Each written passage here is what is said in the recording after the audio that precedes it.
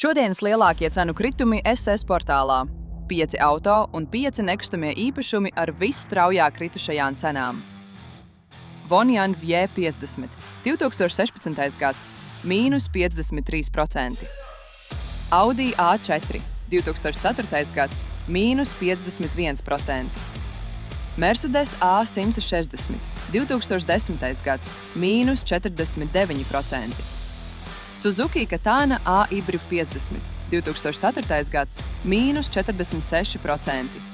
BMW X3, 2007. gads, mīnus 45%. Tagad nekustamie īpašumi. Centrs, mīnus 45%.